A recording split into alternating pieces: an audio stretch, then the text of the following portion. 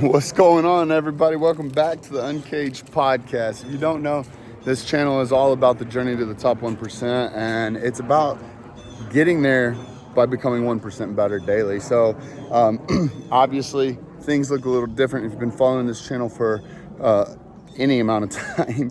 This is the first time we've had an episode recorded not in the studio, and even clearly not in Florida. So talking about controlling the controllables today. It's a great opportunity to talk about it when I am obviously doing what I gotta do to be able to do what I have to do. So, podcast has to get recorded no matter what. National disaster happens, and we don't skip a beat. We're just doing things a little bit differently. Might look a little different, smell a little different, and we're here. We're doing it. And in the past, previously, I would have been super frustrated. I would have been probably a little anxious, maybe even a little mad. And at the end of the day, there's nothing I could do about this. I didn't cause this. This isn't self-inflicted. I mean, we made a decision. We did control one of the controllables, which was not putting ourselves, my family, in harm's way. Plus also, how do you run a business with looking down the chances of not having any power or internet? So we made a decision. We got out. So we evacuated because of a hurricane. And so we ended up here in, Tennessee. So we're here now. But in the past, like I said, I would have been really, I would have been so worked up that I almost would have acted as if I don't know what to do. And this entire personal development journey that I've been on lately is being, the type of person that does what he says he's going to do when he says he's going to do it. And that translation for me has proven to be massively valuable all across the board in my life. All across the board, it's shown me that how you do one thing is how you do everything. So one of the things that I have been trying to instill in myself so that I can lead my family is do as I do, not as I say. And that has been a thought process that's been going over and over and over in my head as I'm raising Lottie, because it doesn't matter what I say to her. I cannot tell her to do something and it becomes a part of her life. It becomes a part of the way she operates. I'm her dad, of course. I can tell her to go clean her room. I can tell her to go, put her things up. I can tell her not to treat people a certain way. I can tell her how to treat her mother. I can tell her all these things. I'm her dad, right? Do what I say or you'll get punished.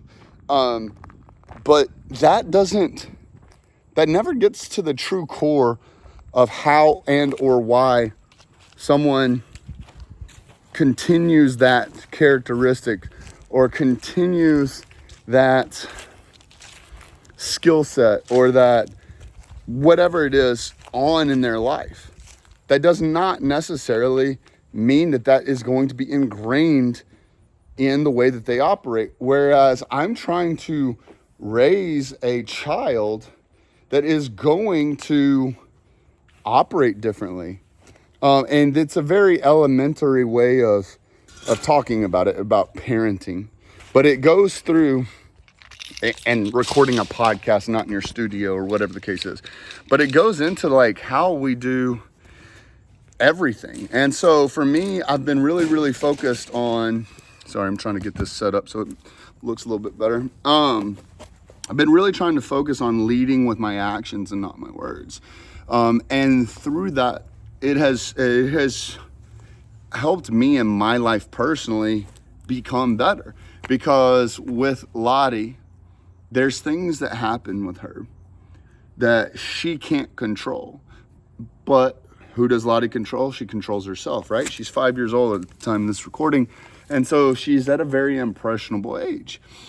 Part of that also goes into the way I lead my wife, is in our relationship, but also through personal development. Like, we are going down this journey of personal development together, right? Some of us hit some side quests before the other, or whatever the case is, and we get to help each other down, through this, journey that we're on. And so part of that is like really understanding the way women's brains and men's brains either operate or react, whatever the case is. And one of which, for example, and we had a couple of giggles about this, which is how I know someone else will be able to relate to this. We were in Nashville hanging out with like Blake Pro, Jeff Suter and stuff, and this topic kind of came up, and like both them giggled. So I was like, oh, you get it too. But one of the things that like I have been having, again, leading by example, to help navigate and show the way through with both Heather and Lottie, is not getting upset with hypothetical situations. Like there's, and I can't remember the statistics, so don't shoot me. It's like 70 or 72, 73, 79. Actually, I think it's like 93. Go do your own research. But there's a statistic out there. It's like 93% of the things that we worry about never even come to fruition. And so with that said, I previously have been worried about specific hypothetical situations. And that really pulls bandwidth from me away from being able to control the controllables. Like, why? Like, I'm getting upset or anxious or worried about certain things that like we have no idea is even worth the conversation yet. And so through that, there's been a lot of conversations over the years, and as we've learned to grow both individually and as a couple, but like, with Heather, and women do have a tendency to operate more emotionally when certain things, approach themselves, whereas men a little bit more logically. And I do think that there is a nice blend of, logic and emotion that need to be going into making decisions, especially massive ones. But part of that is, especially like with Heather, and one of the things that I've been trying to communicate through my actions is like, no matter what, we're gonna do what we are supposed to do to make it through this, whether that's a challenge, whether that's like a reward, like maybe we're experiencing like happiness and growth, and we have no fears or no thoughts or no anxiety. Like maybe we're in at a peak and not in a valley. Like through that, we have to be able to operate knowing that like no matter what comes out of this, no matter if we lose it all, no matter if this happens, whatever, like we're gonna be okay. Like A, we have this, B, we have each other, we have our family, we have our health, right? Like we know that we're the type of people that we are. We're going to make just the right decisions. We're gonna come together and think collectively on what to do for it and learning how to control the controllables. But we're not going to get so emotionally riled up in, well, what if this happens, and what if this happens, and what if this happens? If it happens, we will dedicate the bandwidth to making the right decision right then and there, instead of spreading ourselves so thin and worrying about all these different things. And then like it really becomes really a separate conversation with like the law of attraction, Madoff phenomenon, stuff like that. Like you start putting your time and attention into like focusing on like, oh shit, like what if this really horrible thing happens? And you start really giving that energy and focus, and you're so detail oriented in that like it ends up coming to fruition. Now again, that's like, it's probably a whole different conversation and probably podcast to have, but it is part of that goes into this whole controlling the controllables. Now with that said, like don't come after me and cancel me, like trying to like be like, well, you should be prepared for XYZ. Yeah, we're not talking about preparedness, not currently. But what we're talking about is there is such a level of like emotional distraught and anxiety, and even can lead to depression, of people who put too much weight on beating themselves up when a situation does arise that is completely out of your control. Like how, and I've been there. I have I've beat myself up over some situations in the past life. And I mean, obviously, I'm not perfect. I will probably do it here in the near future. But my objective is to not go through it as much. And when I do go through it, is snapping out of it quicker, right? This goes back to also leading my family, both my wife and my daughter, by example. When they see me getting so reactionary and emotional about things that I literally can't control, like, what does that teach them? And how does that affect the way my relationship is handled? If I'm always beating myself up about something that is uncontrollable, what happens then? What type of dynamic does it bring into my relationship when something uncontrollable happens in my relationship, right? So, you know, y'all know a lot of our story and the journey that we've been on with, you know, private sector businesses over the last couple of years, and the ups and downs we've had, and the left hooks and the right straights that we've taken over the years. Like, those are things, outside sources, that do have an effect on my relationship. But we can't control some of those things that have happened. So as soon as something uncontrollable happens, and my wife sees me leading by example, seeing how I act and not the things that I say, she sees an outside source coming for us. What do you think that's going to do for her, as far as like setting her up emotionally to knowing that this is going to affect me in a negative way? Like, it's automatically going to pre-frame her in a negative context that, oh shit, man, this is about to not be good.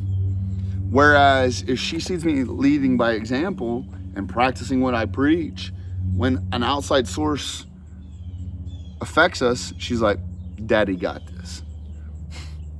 She's like, we're gonna be all right. Does it suck? Fucking absolutely it sucks. But we weren't gonna waste time and energy getting pre-anxiety about it, because it may or may not happen. Statistically, it's not gonna, these things that we're worrying about are not going to happen. So we get so worked up and so anxious about it, and there's so much pressure built up in the bottle that as soon as something does happen, again, that is uncontrollable, that pop blows off, you start now acting out of character, you start moving off script, you're not sticking to the plan, you don't have the strategy down, and that's when you really get fucked up. And so, you know, for the sake of this video, controlling the controllables, I know we talk about it a lot. I don't think I've ever done a full-blown podcast episode on it and like really talked about the severity of the situation, because I mean, I'm blessed to be able to talk to men all day long. Like, I wake up in the VIP chat, I then quickly move to like all the responses from all the free group guys and the leads that are coming in, and all these men that are these broken men that need help and need a ecosystem like us.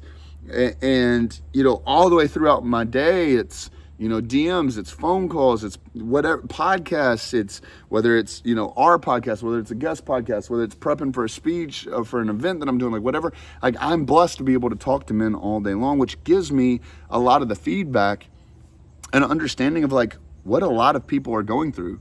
Like, statistically, you know, not everyone's gonna, there's gonna be people that are way past this and have learned the controlling the controllable lesson, you know, albeit years and years ago or whatever the case is. But I know for a fact that there's a lot of people that need help understanding how to control the controllables. And in that mindset, once you start to truly understand it, it doesn't obviously go away.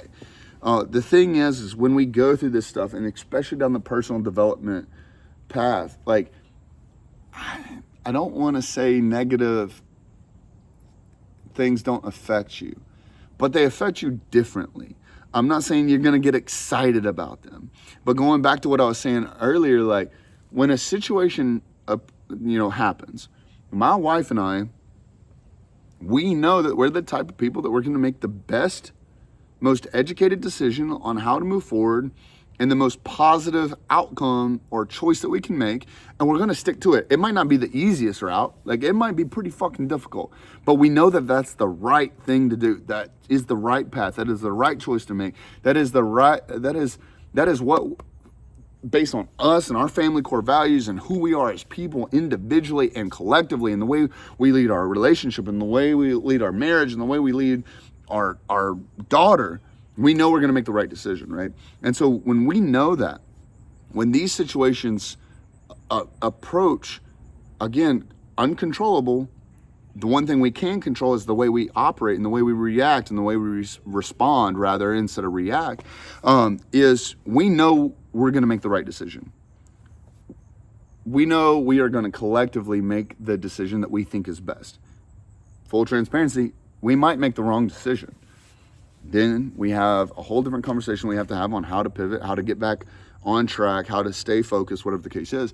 But we know that no matter what happens, we're going to come together and we're going to make the right decision. And part of that, this is kind of a sidebar note, and I forgot who I had learned this from, but this is a very valuable little nugget that is, Heather and I think very much alike. As we've grown together, we're actually, God, I hate, time stamping this, but we're coming up on our 6-year anniversary. And so we spent several years learning each other and learning the way each other operate. And we've been going down this path of personal development for several years now. And so we've been very, very good on communication. And part of that communication that we've really put a focus on is because we have the same morals and ethics and mindsets and beliefs, and granted we are two separate people, but we think very, very much alike on certain things. Is if I could assume that Heather is going to make obviously the right decision with the information she has, and I believe, or Heather believes, that I would make the right decision with the information and education that I had, that if we aren't seeing eye to eye, we then have to go through a research and development phase that says, what information do you have that I don't have? Because clearly you have more or less information than I do. So we start to compare notes. Hey, why do you think that way? Because, I honestly, respectfully, I disagree. So where does this conversation go from here? Because if I believe that we share the same morals and ethics and all that, and I believe that you could take my vote and vote for me, whatever the case is, then why are we disagreeing here? What is missing? And we start to compare notes and find out where the miscommunication is, that lack of education comes from. And then we brainstorm and we figure out what do we do to move forward. But we do believe that. And we believe that because it's been prevalent in our lives through example. Not by what I say goes, or it's my way or the highway, or this or that. It's that no matter what, whether we made the right decision initially, or we had to pivot down the road, or we came together and life threw us a curveball and we sat down, made the decision to control the controllables and do the right thing moving forward, that it's now been proven to us, so that when these situations come up, we don't have to go through that first freak out stage. We can move right to the all right, what are the facts? Where are we at? What information do we have? What information do you have? What information do I have? How do we compare notes? And how do we move forward from here? What are the options? At this point now, when something uncontrollable happens and to control the controllables, you say, all right, cool. Here's, path A, here's path B, here's path C. These are the steps that have to take us from where we are to where we want to go. What's the pro and con list? Much like the 30-day challenge, day one of the 30-day challenge, basically doing that all day, all over again with the cards that are at hand. So through that, it has started to provide an environment in our family, in our household, where Heather starts to trust my leadership more and more, she also gets to be involved in the leadership more and more. And we get to control, and basically we drive the ship the way we see fit. But it's starting to teach my 5-year-old daughter how to operate, because Lottie has had some situations, happen at school. And throughout this process, like, again, A, she's young. B, she isn't more of an emotionally charged creature. And she starts to open up about the situation, and we ask her, like, well, what did you do? Like, can you control someone else? Well, no. Who do you control? I control Lottie. Okay, so what was the controllable? Like, what would have made this situation, now, negative situation turning into learning opportunity. So, like, what would have made this situation better? And now we get to start educating her on how to think for herself, on what she has to put her bandwidth and her focus on controlling controllables.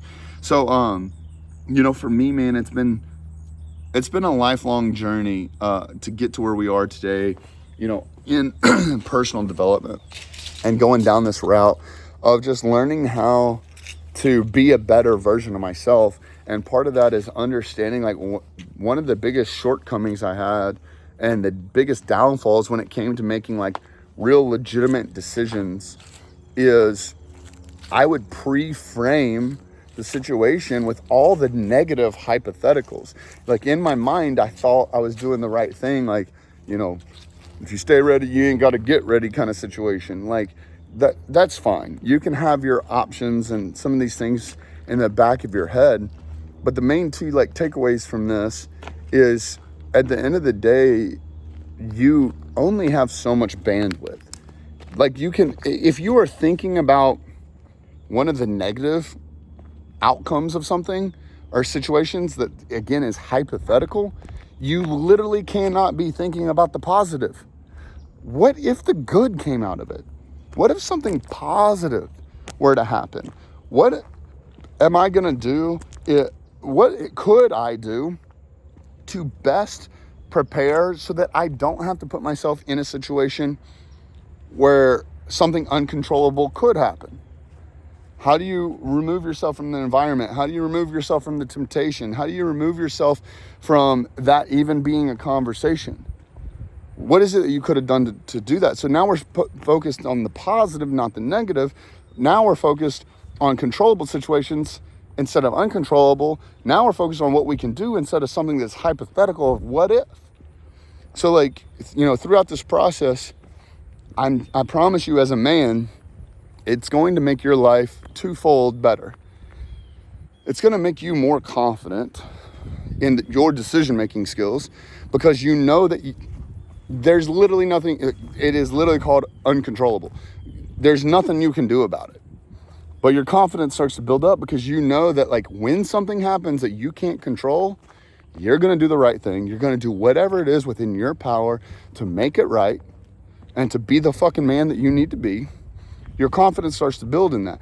That translates into every other aspect in your life when you start to focus on your confidence. But then the second thing is that starts to lead your wife and your family, but most specifically here right now is your wife, into learning how to operate that way as well. Because you can say it all fucking day long. You can say it till you're blue in your face. She's never going to believe it until she sees it. It doesn't matter what you say. It matters what you do. Let your actions lead your family instead of your words. Because I promise you, once you start, people fall in line. That's what leaders do. And that doesn't even have to be in your household. That could be in your job. I don't care if you 1099, W-2, self-employed, whatever the case is.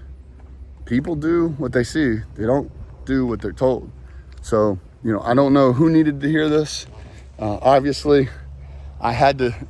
I'm not living proof like I wanted to flaunt and act like I'm better than anyone. But we're at a situation literally as we speak where there was nothing I could do. Here we are. This had to get done. This message clearly had to get out there. And I for fucking sure wasn't going to be the reason that this message didn't get out there, because I was too pumped up on anxiety or negative thoughts on being upset about something uncontrollable happening, that it stopped me from being who I said I was going to be and doing what I said I was going to do. So if this meant something to you, please give it a share. Please tag someone in it, whatever the case is. If you want any more information about Uncaged, go to uncagedcrew.com, and we'll see you soon.